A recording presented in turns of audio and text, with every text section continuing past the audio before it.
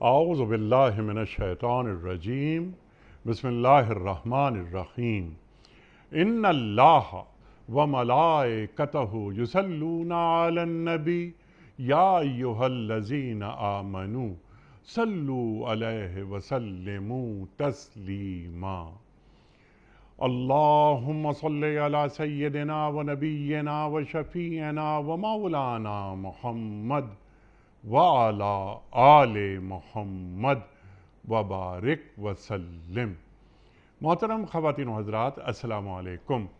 پیام صبح کے ساتھ ایک بار پھر حاضر میں ہوں آپ کا میزبان انیق احمد۔ خواتین و حضرات، قرآن کریم کے مختلف آیات پر گفتگو فرماتے ہیں ہمارے ملک کے جید علماء، اور ہم سیکھتے ہیں ان سے کہ قرآن کریم ہم سے کیا مخاطبت کر رہا ہے اور آج کے انسان سے کس کس طرح اور کس کس انداز میں وہ اپنی روشنی اور ہدایت پہنچا رہا ہے۔ قرآن کریم کبھی پرانا نہیں ہوتا، ذہن انسانی کی امامت تا قیامت کرتا رہے گا۔ ہم بڑے شکر گزار رہتے ہیں اپنے معزز علماء کے کہ وہ تشریف لاتے ہیں اور ہماری علمی کمی کو دور کر دیتے ہیں، قرآن کریم کو آج سے جوڑتے ہیں اور ہمیں بتاتے ہیں کہ قرآن کریم ہمیں کہاں دیکھنا چاہتا ہے اور ہمیں کیسا دیکھنا چاہتا ہے۔ آج ہم اپنے ملک کے ایک ممتاز عالم دین سے بات کروائیں گے سورۃ الحجرات کی 2 آیات پر، شروع کی 2 آیات، ان پر بات ہوگی۔ اہل ایمان سے اللہ کیا مخاطبت کر رہا ہے، کیا ادب سکھا رہا ہے، مقام رسالت صلی اللہ علیہ وآلہ وسلم بتا رہا ہے کہ دیکھو تمہارا تعلق اپنے رسول صلی اللہ علیہ وآلہ وسلم سے کیا ہے، ادب، احترام، تعظیم سکھائی جا رہی ہے۔ خواتین و حضرات، اللہ اور اللہ کے رسول صلی اللہ علیہ وآلہ وسلم کے آگے پیش قدمی نہ کرو۔ یا ایھا الذین آمنوا لا تقدموا بین یدی اللہ ورسولہ، یہاں سے بات کا آغاز ہوتا ہے۔ اب اللہ اور اللہ کے رسول صلی اللہ علیہ وآلہ وسلم کے آگے پیش قدمی نہ کرو۔ اللہ کو الگ بیان کیا جا رہا ہے اور اللہ کے رسول صلی اللہ علیہ وآلہ وسلم کو الگ بیان کیا جا رہا ہے۔ ایسا کیوں؟ کیونکہ من یطع الرسول فقد اطاع اللہ، جس نے رسول کی اطاعت کی اس نے اللہ کی اطاعت کی۔ تو یہاں دونوں کو الگ الگ کیوں رکھا گیا ہے؟ اللہ تعالیٰ فرما رہا ہے پھر فاتقوا اللہ، اللہ سے ڈرو۔ تقوی کی بات تو پورے قرآن کریم میں، تو واتقوا اللہ کے بعد اللہ تعالیٰ فرماتا ہے کہ اللہ سب کچھ سنتا ہے، جانتا ہے، سمیع ہے، بصیر ہے۔ اپنی صفات بیان کر دی۔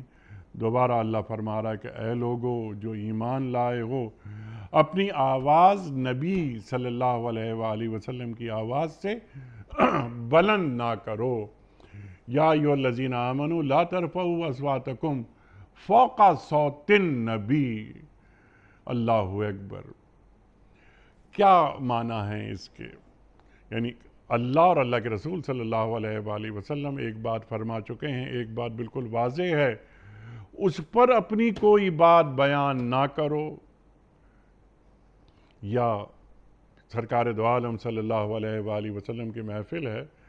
سرکار دو عالم صلی اللہ علیہ وآلہ وسلم گفتگو فرما رہے ہیں تو آپ کی آواز پر اپنی آواز نہ رکھو۔ کیا اس جانب اشارہ ہے؟ اس کا کینوس ظاہر بہت بڑا ہے، ہمارے معزز مہمان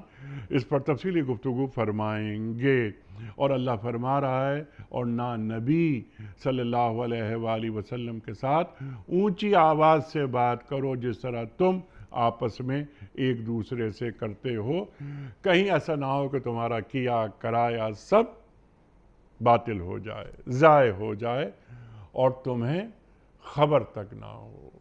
حبط اعمال یہ کسے کہتے ہیں؟ اعمال ضائع ہو جانا کسے کہتے ہیں؟ اور خواتین و حضرات، اللہ فرما رہا ہے کہ ایسا نہ ہو کہ تمہیں اس کی خبر بھی نہ ہو۔ بہت ساری باتیں اس ذیل میں آئیں گی، سوالات اٹھائیں گے اور سیکھیں گے محترم ڈاکٹر حبیب الرحمن عاصم صاحب سے۔ تشریف فرما ہے ہمارے ساتھ، اسلام آباد سے۔ ڈاکٹر صاحب بڑا ممنون، بڑا شکر گزار آپ تشریف لائے۔ ڈاکٹر حبیب الرحمان عاصم صاحب سے کون واقف نہیں، ایک دنیا آپ کو سنتی ہے، بغور سنتی ہے، بہت شائستہ اور دل نشیں انداز قرآن کریم کو بیان کرنے کا، زندگی بھر بس تبلیغ دین، اشاعت دین، مصروف کار، مختلف جامعات میں پڑھاتے ہیں، ہمارے پروگرام میں 14 برس سے شریک ہیں۔ ڈاکٹر صاحب کو خوش آمدید کہتے ہوئے پروگرام کا آغاز اللہ تعالیٰ کے بابرکت نام سے، سورہ حجرات اور آیات 1 اور 2۔ اعوذ باللہ من الشیطان الرجیم، بسم اللہ الرحمن الرحیم۔ یا ایہا الذین آمنوا لا تقدموا بین یدی اللہ لا تقدموا بین یدی اللہ ورسولہ واتقوا اللہ ان اللہ سمیع علیم۔ یا ایہا الذین آمنوا لا ترفعوا اصواتکم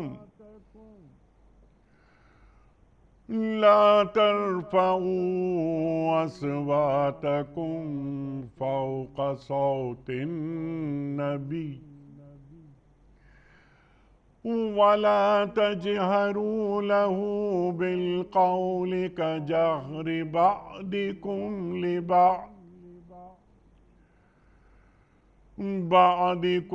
لبعض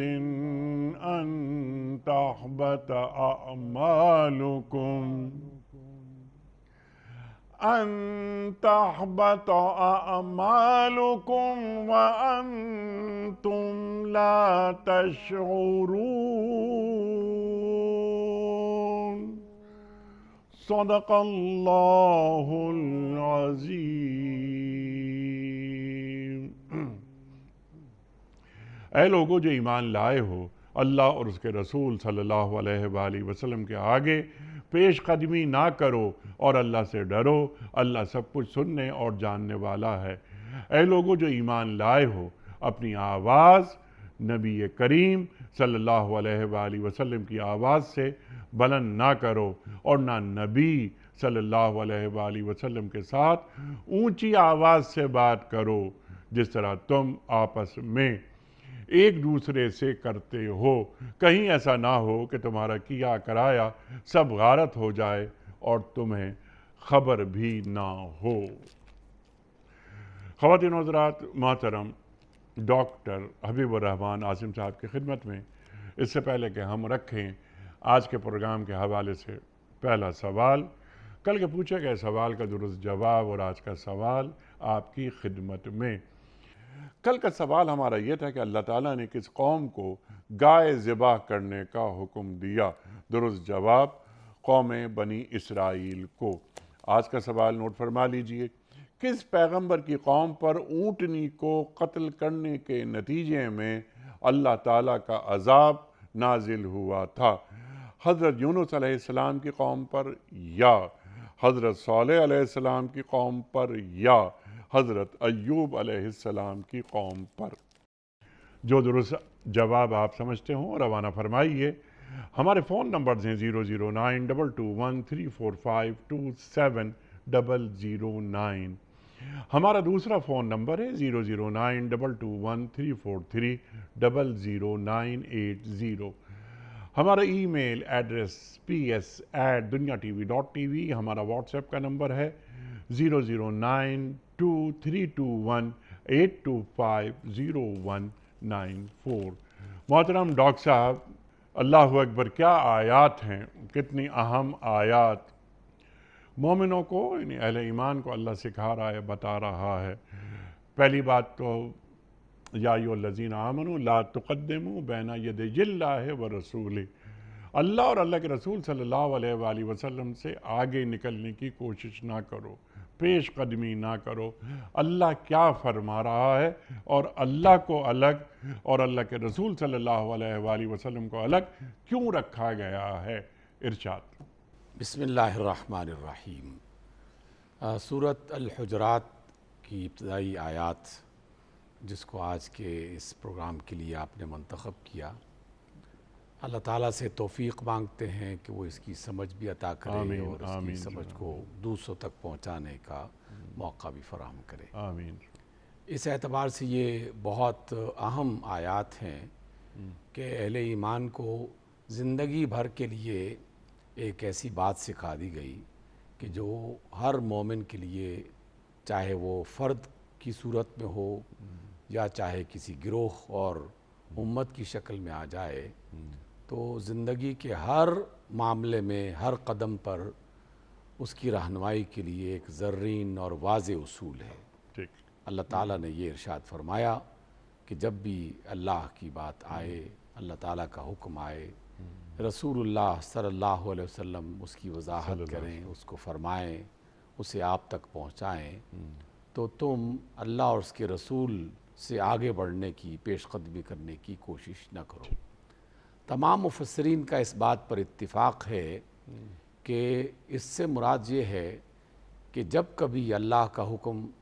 اور اللہ کے رسول صلی اللہ علیہ وسلم کی تعلیم آپ کو میسر آ جائے تو پھر اللہ اور اس کے رسول کے حکم ہی کو فوقیت دینی چاہیے، اسی کو ترجیح اول بنانا چاہیے، اور اس کے مقابلے میں، یعنی اللہ اور اس کے رسول کے حکم کے مقابلے میں اپنی کوئی رائے یا کسی بڑے فلسفی کی بات یا کسی بڑے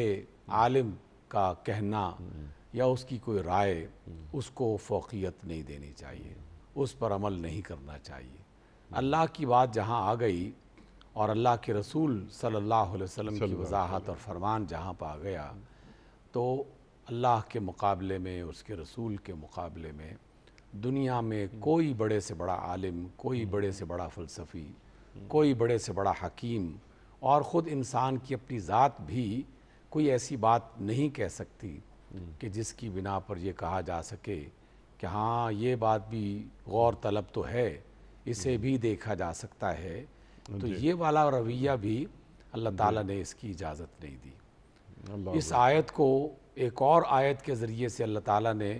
اس سے پہلے واضح کیا کہ جب بھی اللہ اور اس کے رسول کسی معاملے میں فیصلہ دے دیں تو اس فیصلے کو ہو بہو اسی طرح قبول کر لیا کرو، اور اپنے دل میں ذرا سی بھی حرج والی کیفیت، شک و شبہ والی کیفیت محسوس نہ کرو۔ اور آج کی اس آیت میں مزید وضاحت کے ساتھ کھل کر اس دو ٹوک انداز میں بات کہہ دی گئی کہ ایک طرف اللہ کا حکم ہو، اس کے رسول کی بات ہو، اور دوسری طرف کسی بھی فرد یا جماعت یا کسی ادارے کی بات ہو یا کسی کی اپنی ذاتی پسند اور ناپسند کی بات ہو، تو اللہ اور اس کے رسول کی بات کو مان لینا چاہیے۔ آپ نے یہ سوال 2 بار اٹھایا تو اور خود اس کی وضاحت میں ایک آیت کا حوالہ بھی دیا۔ حقیقت تو یہی ہے کہ جس نے اللہ کے رسول کی اطاعت کی، در حقیقت اس نے اللہ ہی کی اطاعت کی ہے، لیکن جو اللہ کی اطاعت ہے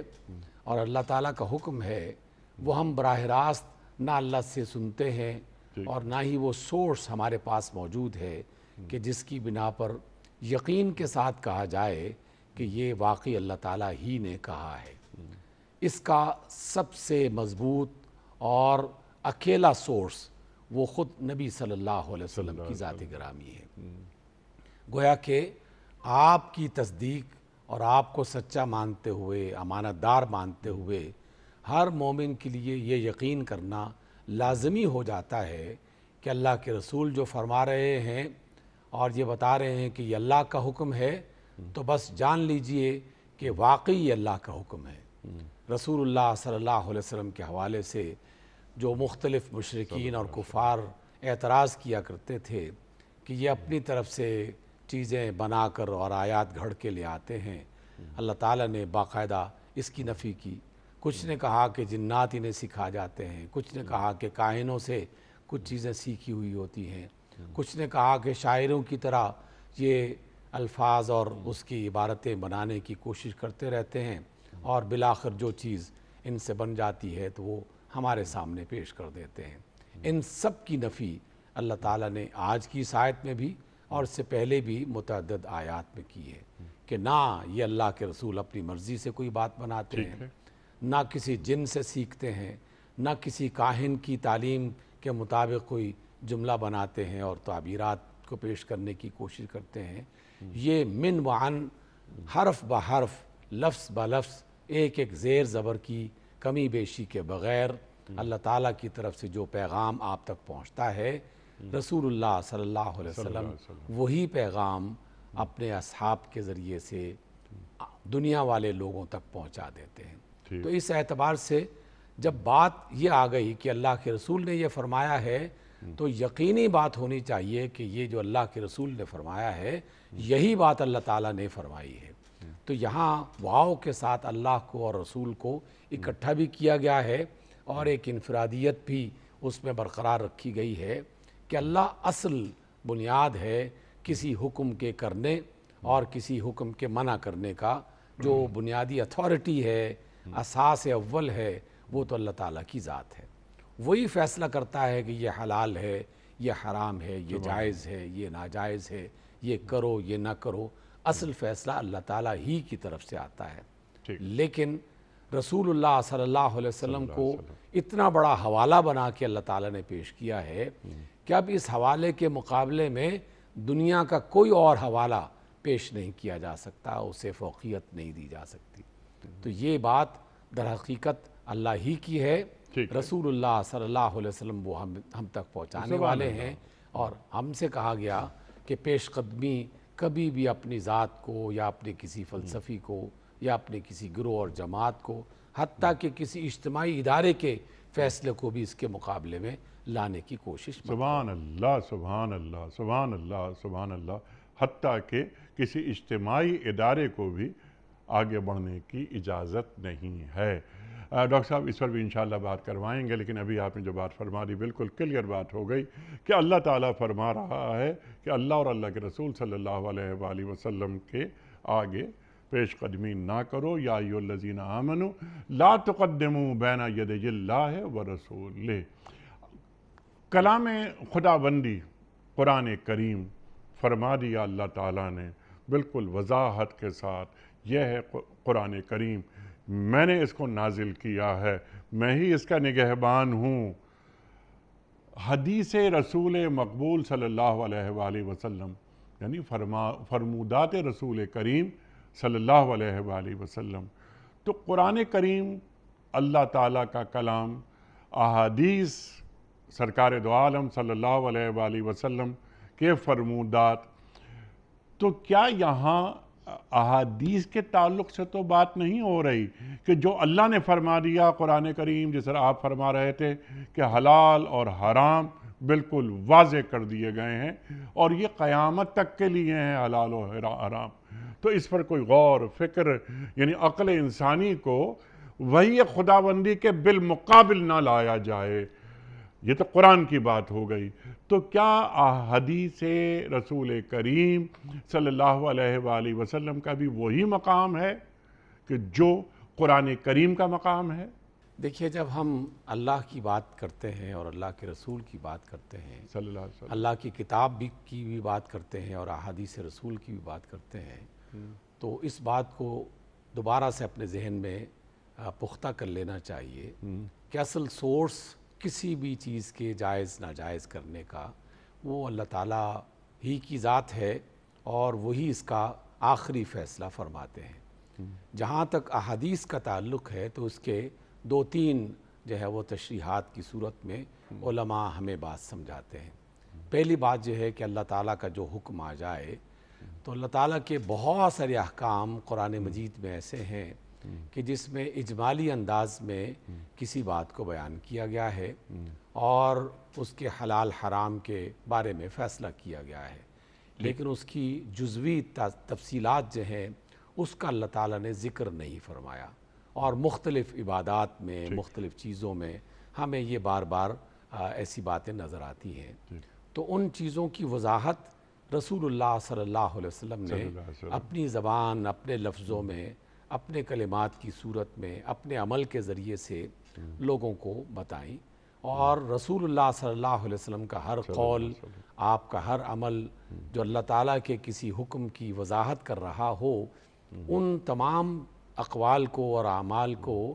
اصحاب رسول احادیث رسول کی صورت میں پیش کرتے صلی ہیں۔ اللہ علیہ وسلم۔ ایک تو حدیث کلام کی شکل میں، لیکن جو عمل رسول ہے جی ہاں۔ اس کو بھی اسی انداز میں پیش کیا جاتا ہے کہ اللہ کے رسول نے نماز ادا کی تو اس انداز میں ادا کی۔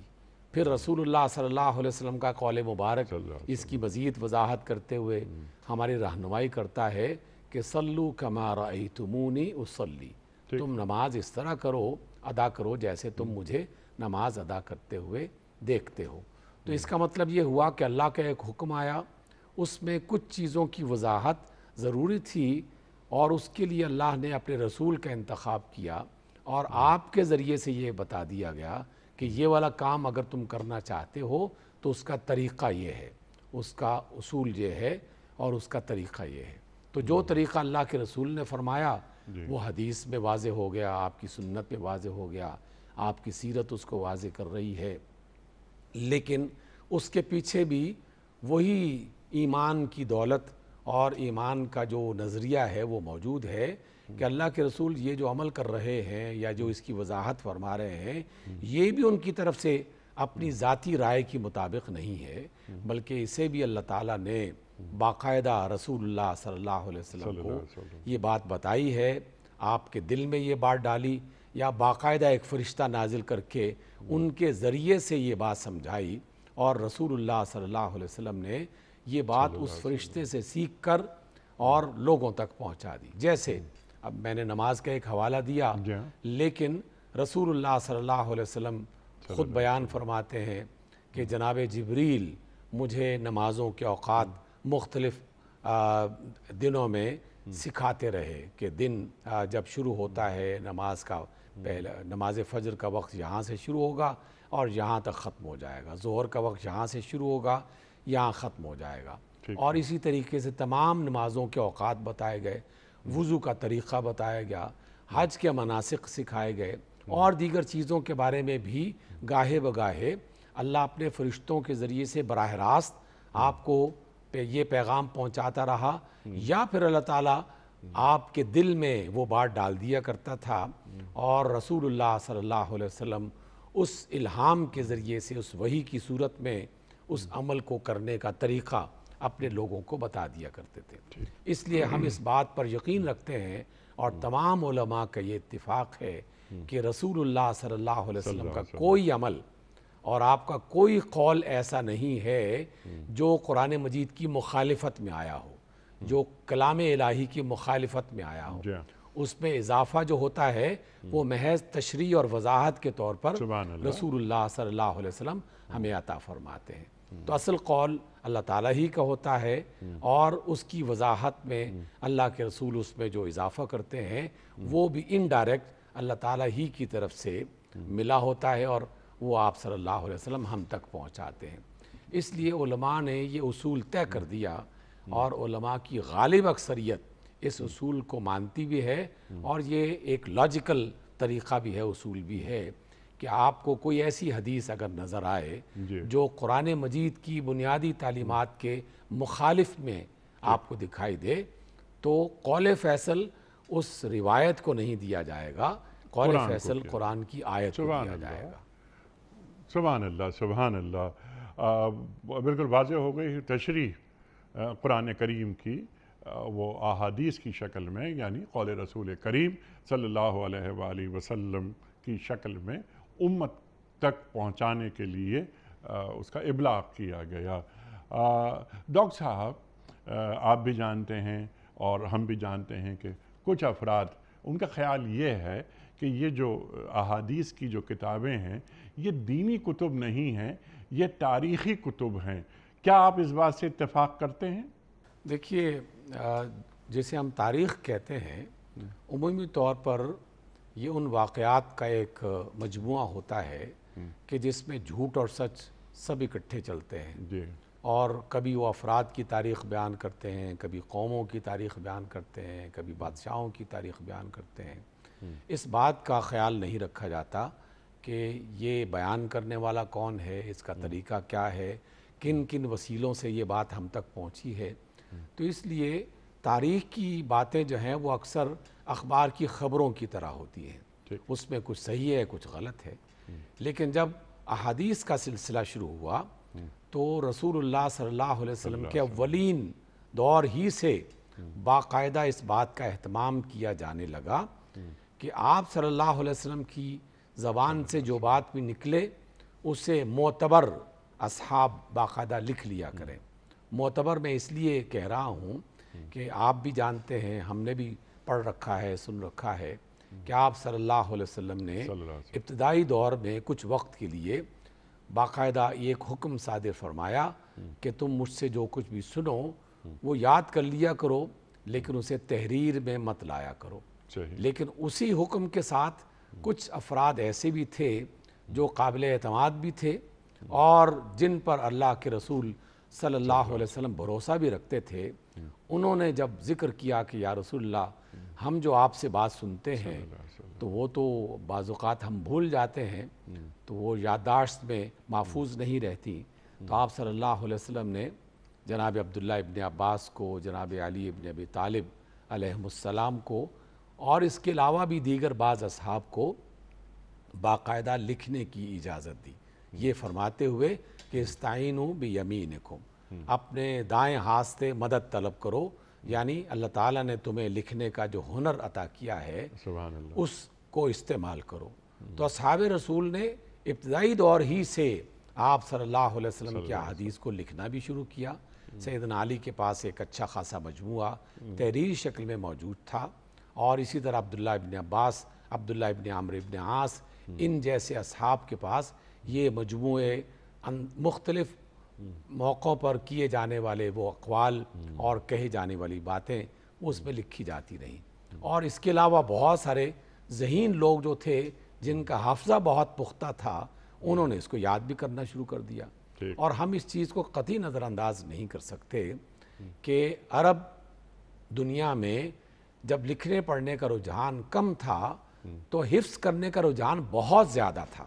اس قدر زیادہ حفظ کا رجحان تھا کہ انہوں نے نسب کے صورت میں انسانوں کے شجرہ نسب کو بھی یاد کیا، اونٹوں کے شجرہ نسب کو بھی یاد کیا، گھوڑوں کی نسلوں کو بھی باقاعدہ یاد کیا۔ یعنی یہ معمول تھا، اور اشعار کی صورت میں تو ایسی ہزاروں مثالیں کہ ایک ایک بندے کو ہزار ہزار دو دو ہزار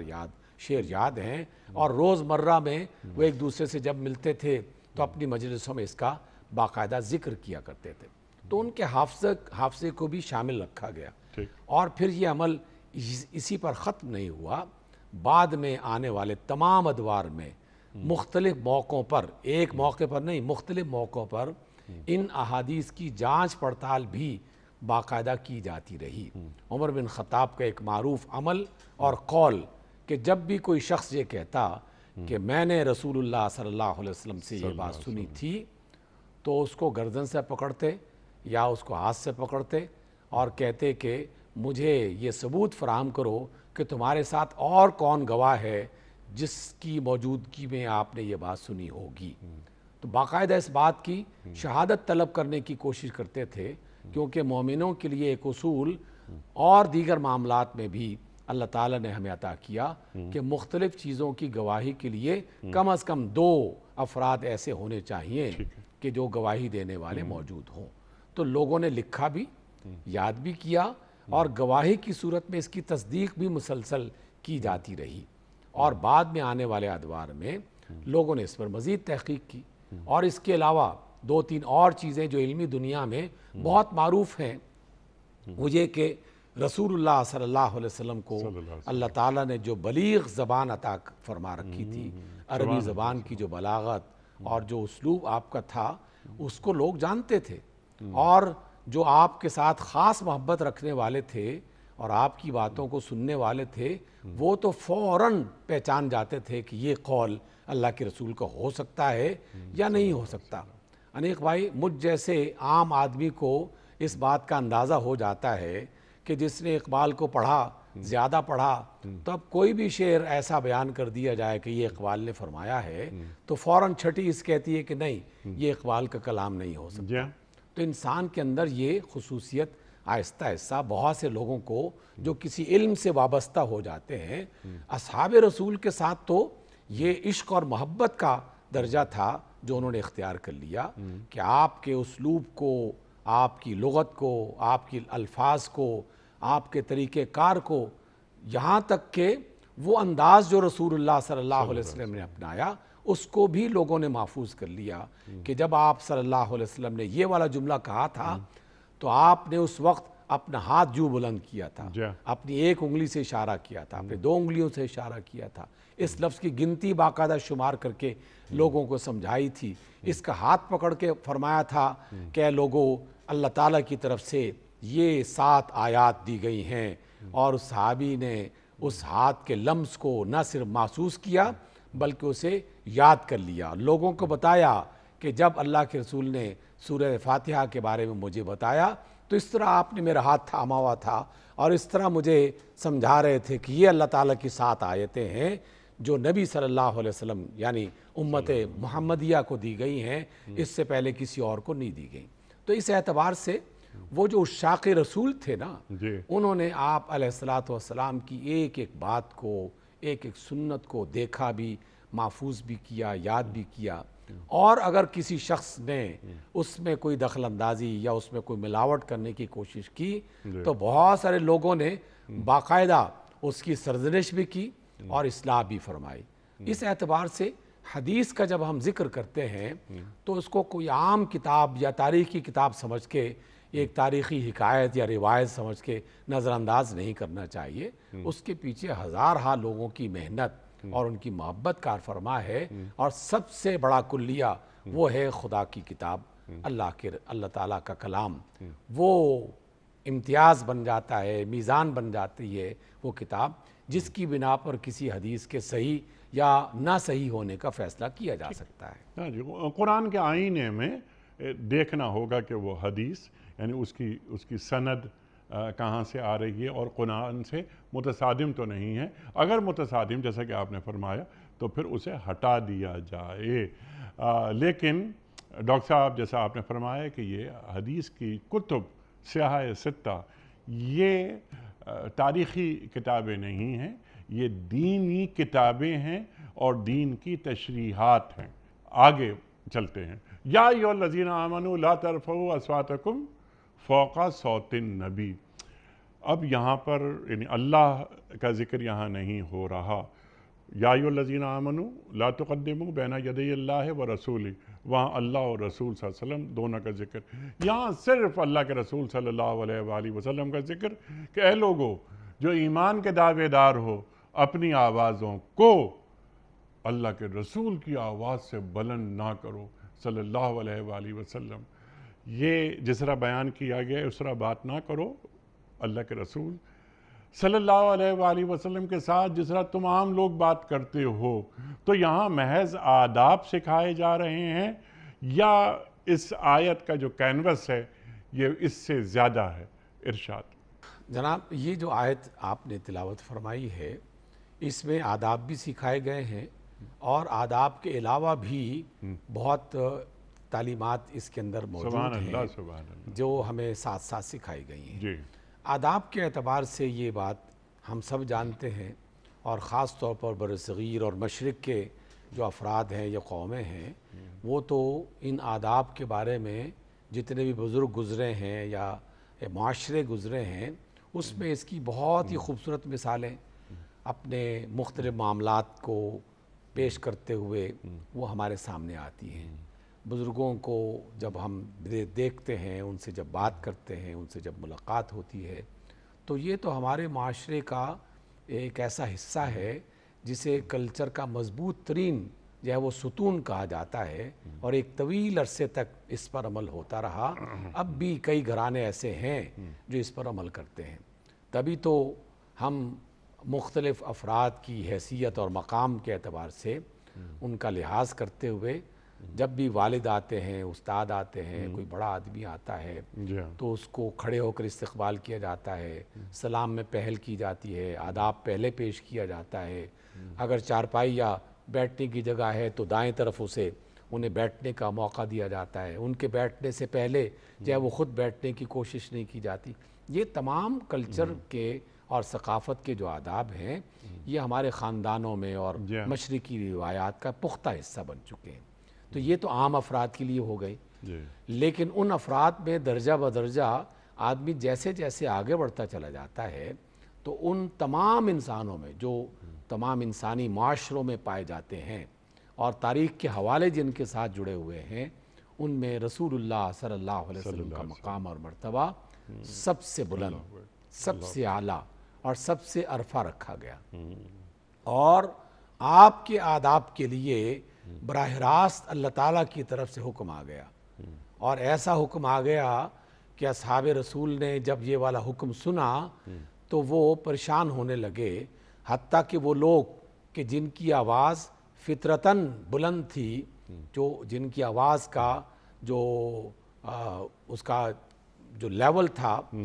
وہ زیادہ بلند آواز میں بولتے تھے، یا عام انداز میں بھی گفتگو کریں تو ان کی آواز زیادہ بلند ہویا کرتی تھی،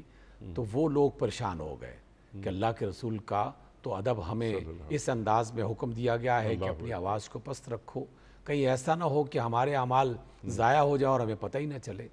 تو ان لوگوں نے بھی باقاعدہ اس بات کا اہتمام کرنا شروع کر دیا، اور بدو معاشرہ ہے اور اس میں بعض اوقات ایسے معاملات لوگوں کی طرف سے پیش آتے تھے کہ اللہ تعالیٰ نے باقاعدہ اس بات کی تعلیم دینا ضروری سمجھا کہ اس بدو معاشرے کو، گنوار معاشرے کو آداب سکھانے چاہیے۔ اس وجہ سے اگر کوئی شخص آ کے کہتا ہے کہ آپ میں اللہ کے رسول کون ہے، جب بتایا جاتا ہے کہ یہ اللہ کے رسول ہیں تو وہ بدو مخاطب کرتے ہوئے کہتا ہے آپ کو کہ یا رسول اللہ، میں آپ سے ایک چند سوال کرنا چاہتا ہوں، لیکن اپنے سوال کرنے میں ذرا تھوڑا سا زیادہ اپنی آواز کو یا انداز جو ہے وہ اس میں درستگی ہو سکتی ہے، ٹھیک ہے، کوئی براہ راست بات ہو سکتی ہے، تو آپ ناراض تو نہیں ہوں گے؟ جب رسول اللہ صلی اللہ علیہ وسلم نے اجازت دے دی کہ ہاں جو سوال کرنا چاہتے ہو تو کرو، اس کا مطلب یہ ہے کہ معاشرے میں کچھ لوگ ایسے تھے کہ جنہیں ابھی تعلیم ویسی نہیں پہنچی تھی جو اہل ایمان کو میسر تھی یا اللہ تعالیٰ کی طرف سے آ رہی تھی، تو اللہ تعالیٰ نے اس معاشرے کے عوام کو بھی اور خواص کو بھی یہ بات بتائی کہ یہ عام آدمی نہیں ہے، یہ تم جیسے کوئی شخص نہیں ہے، یہ اللہ کے رسول ہیں، ان کا ایک مقام ہے، ایک مرتبہ ہے، اور اس میں ذرا سی بھی کوتاہی اللہ تعالیٰ کو ناپسند ہے۔ ٹھیک، اس آیت کو پڑھتے ہوئے اور اس آیت جیسی دیگر باتوں کو بھی جو قرآن مجید کی مختلف صورتوں میں ہمیں ملتی ہیں، تو بہت ہی انسان ڈرنے لگتا ہے کہ رسول اللہ صلی اللہ علیہ وسلم کو اللہ تعالیٰ کس قدر محبت اور کس قدر پیار کی نگاہ سے دیکھتے ہیں، اور کس قدر اللہ تعالیٰ کے دل میں یہ خیال ہے رسول اللہ صلی اللہ علیہ وسلم کی عزت کا، آپ کے مقام اور مرتبے کا، کہ انسانوں کے وہ اعمال جو نیکی کے تھے اور اچھائی کے ساتھ وہ کرتا رہا اور اس میں کوئی کوتاہی بھی نہیں ہوئی، لیکن یہ والی کوتاہی جو رسول اللہ صلی اللہ علیہ وسلم کے آداب اور آپ کے احترام کے حوالے سے کسی انسان سے سرزد ہو جائے تو اسے باقاعدہ ڈانٹ پلائی گئی، اسے خبردار کیا گیا کہ خبردار یہ والا گناہ تم سے نہ ہونے پائے، اگر ایسا ہوا تو ہو سکتا ہے تمہاری جو قبول عبادتیں تھیں، جو اچھی نیکیاں اچھے انداز میں کرتے رہے، وہ بھی سب کے سب ضائع کر دی جائیں۔ تو یہ بہت بڑی بات ہے جو رسول اللہ صلی اللہ علیہ وسلم کے حوالے سے ہمیں بتائی گئی ہے۔ اس بنیاد پر علماء نے یہ بات سکھائی کہ جب بھی رسول اللہ صلی اللہ علیہ وسلم کی طرف سے کوئی روایت بیان کرنی ہو، یا آپ کی سیرت کا کوئی حوالہ دینا ہو، یا آپ کے حوالے سے کوئی واقعہ بیان کرنا ہو، تو ان تمام چیزوں میں کوئی ایسا رویہ اختیار مت کرو کہ جیسے عام لوگوں کے بارے میں، عام تاریخی کتابوں کے بارے میں تم لوگ کہنا شروع کر دیتے ہو، اور یہ رویہ بات معاشرے کے کسی بھی ادارے میں یا کسی بھی موقع پر ایسا رویہ نہیں ہونا چاہیے جس میں ہماری کسی بھی آواز اللہ کے رسول صلی اللہ علیہ وآلہ وسلم کی آواز سے بلند ہو رہی ہو۔ حلال اور حرام کے حوالے سے جو اللہ کے رسول صلی اللہ علیہ وآلہ وسلم نے بتا دیا وہ قیامت تک کے لیے حلال ہے، جسے حلال قرار دے دیا، اور جسے حرام قرار دے دیا وہ قیامت تک کے لیے حرام ہے۔ ٹھیک ہے ڈاکٹر صاحب، اب میں سوال آپ کی خدمت میں یہ رکھ رہا ہوں کہ معاشرے، خاص طور پہ مسلمان معاشرے یا مسلمان ریاستیں کہ جس میں نظام ہے عدالت کا، سیاست کا، معاشرت کا، معیشت کا، وہاں پر کہیں ایسا تو نہیں ہو رہا کہ اللہ کے رسول صلی اللہ علیہ وآلہ وسلم کی آواز، اللہ اکبر، من یطع الرسول فقط اطاع اللہ، دوبارہ یاد آتی ہے یہ آیت کہ جس نے رسول کی اطاعت کی اس نے اللہ کی اطاعت کی۔ فَإِن لَمْ تَفْعَلُوا فَآذَنُوا بِحَرْبٍ مِّنَ اللَّهِ وَرَسُولِهِ، اللہ فرما رہا ہے سود کے حوالے سے۔ تو سرکار دو عالم صلی اللہ علیہ وآلہ وسلم سود کے حوالے سے کیا فرما رہے ہیں؟ یہ جو سماجی تانے بانے ہیں، ہماری معاشرت ہے، کیسا معاشرہ اللہ کے رسول صلی اللہ علیہ وآلہ وسلم دیکھنا چاہ رہے ہیں؟ جو آپ نے فرما دیا، ہم اپنی آواز کو اپنے انداز سے، اپنے اعمال سے، کہیں ایسا تو نہیں کہ اللہ کے رسول صلی اللہ علیہ وآلہ وسلم کی آواز پر نعوذ باللہ نعوذ باللہ نعوذ باللہ مقدم رکھتے ہیں؟ انیق بھائی، جیسے آپ نے کچھ دیر پہلے ارشاد فرمایا تھا کہ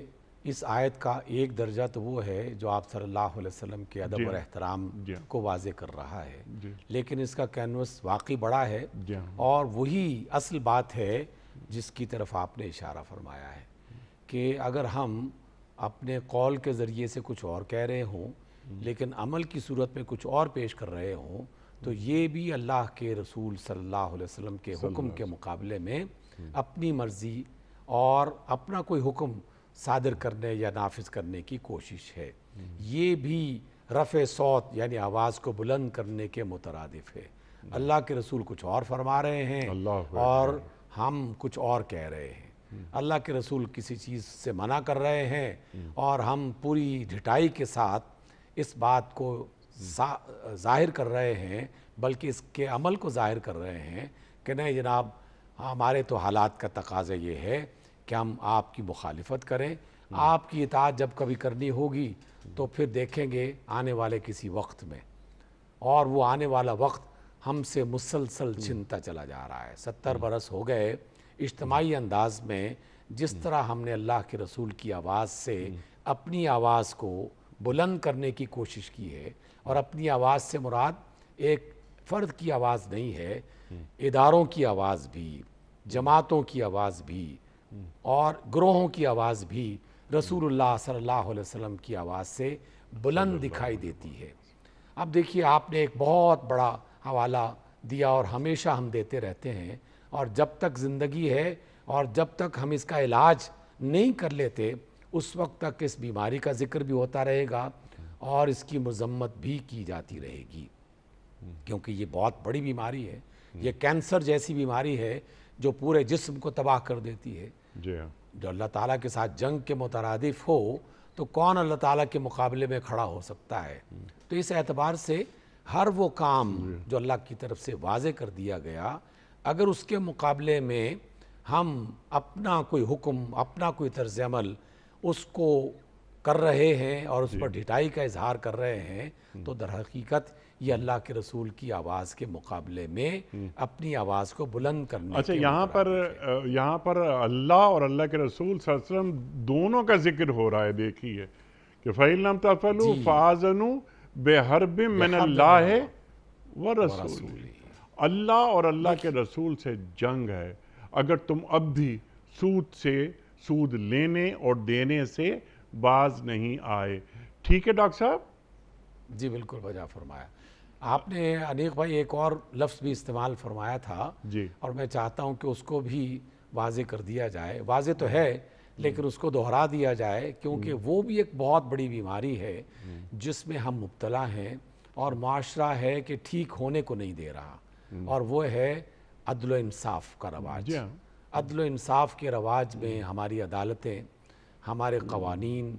اور عدالتوں کو چلانے والے ججز مسلسل اللہ کے رسول کی مقابلے میں اپنی آواز کو بلند کرنے کا گناہ کر رہے ہیں، اللہ اکبر، اور ہمیں اس سے توبہ کرنی چاہیے، جس کی بنا پر ہم دیکھتے ہیں کہ جو مجرم ہیں وہ آزاد ہیں اور جو مظلوم ہیں وہ قید ہیں، ٹھیک، اور یہ عمل جاری ہے۔ ٹھیک اس ہے۔ اعتبار سے یہ عدالتوں کا جی عادلانہ نظام جی، عدل و اس پر انصاف عمل نہیں کرنا ہے، لازمی ہے۔ جو معاشرے کے پسے ہوئے طبقے ہیں، غریب ہیں، ان تک انصاف پہنچتا ہی نہیں ہے، بڑے مسائل ہیں۔ ڈاکٹر صاحب یہ آپ نے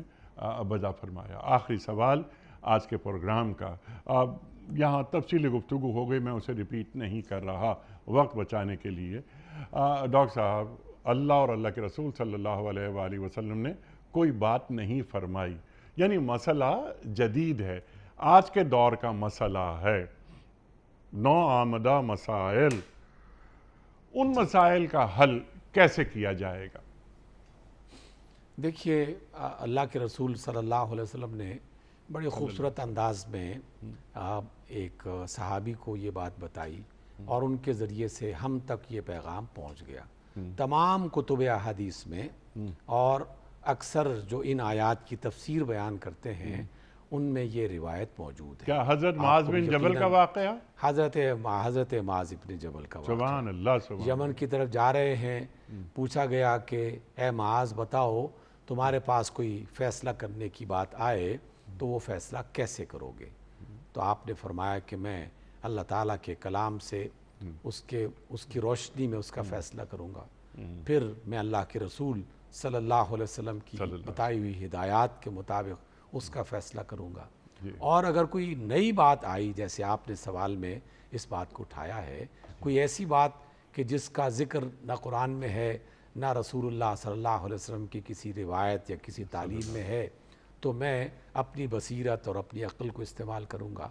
آپ صلی اللہ علیہ وسلم نے اسے شاباش دی اور اس کے سینے کو تھپکایا اور کہا کہ ہاں معاذ، میں اللہ تعالیٰ کا شکر ادا کرتا ہوں جس نے تم جیسے بندے میرے ساتھی بنا دیے ہیں، سبحان اللہ، اور وہی بات ہم تک نسل در نسل چل رہی ہے۔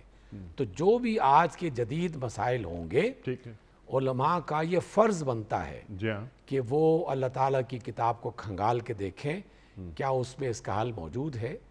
پھر رسول اکرم صلی اللہ علیہ وسلم کی روایات ان کو جانچ پڑتال کرتے ہوئے اس کا مطالعہ کریں اور بتائیں کہ کیا اللہ کے رسول نے اس حوالے سے رہنمائی فرمائی ہے، سبحان اور پھر اللہ اور اس کے رسول کی تعلیمات کی روشنی میں یہ جملہ بہت اہم ہے کہ جو اللہ اور اس کے رسول کی تعلیم ہم تک پہنچی ہے اس کی روشنی میں کسی نئی بات کو جانچنا اور اس کا کوئی حل تلاش کرنا اور لوگوں کو بتانا۔ سبحان اللہ، ہمارے پاس یہی ایک میزان ہے۔ سبحان اللہ، سبحان اللہ، اور جس سے مراد رسول صلی اللہ علیہ وآلہ وسلم اور منشائے خداوندی پر کوئی حرف نہ آتا ہو یا کانٹریری نہ ہو، تضاد نہ ہو۔ ٹھیک ہے ڈاکٹر صاحب؟ جناب، آپ کا بڑا ممنون ڈاکٹر صاحب، بڑا شکر گزار۔ یہ بہت اہم باتیں تھیں، مزید باتیں میرے ذہن میں تھی کہ میں آپ سے کروں گا، لیکن یہ وقت مکمل ہو گیا ہمارے آج کے پروگرام کا۔ انشاءاللہ کسی اور پروگرام میں آپ سے مزید گفتگو ہوگی۔ کوئز، کل کا سوال ہمارا یہ تھا کہ اللہ تعالیٰ نے کس قوم کو گائے ذبح کرنے کا حکم دیا؟ درست جواب قوم بنی اسرائیل کو۔ ہمارا آج کا سوال نوٹ فرما لیجئے، کس پیغمبر کی قوم پر اونٹنی کو قتل کرنے کے نتیجے میں اللہ تعالیٰ کا عذاب نازل ہوا تھا؟ حضرت یونس علیہ السلام کی قوم پر، یا حضرت صالح علیہ السلام کی قوم پر، یا حضرت ایوب علیہ السلام کی قوم پر؟ جو درست جواب آپ سمجھتے ہوں روانہ فرمائیے۔ ہمارے فون نمبرز ہیں 0092243452709۔ ہمارا دوسرا فون نمبر ہے 0092223400980۔ ہمارا ای میل ایڈریس ps@dunyatv.tv۔ ہمارا واٹس ایپ کا نمبر ہے 009232182500194۔ وقت قرآن اندازی کا، اور یہ بال یہ ہے میرے سامنے، اور کراچی میں کوئی مہمان نہیں، اس لیے یہ ذمہ داری میرے سپرد۔ خالد ہاشمی صاحب کراچی سے، خالد ہاشمی صاحب کراچی سے آپ کی خدمت میں دنیا ٹی وی کی جانب سے دینی کتب پر مشتمل گفٹ ہیمپر آپ کے گھر بذریعہ کوریئر روانہ کیا جا رہا ہے۔ آپ کو بہت بہت مبارک ہو۔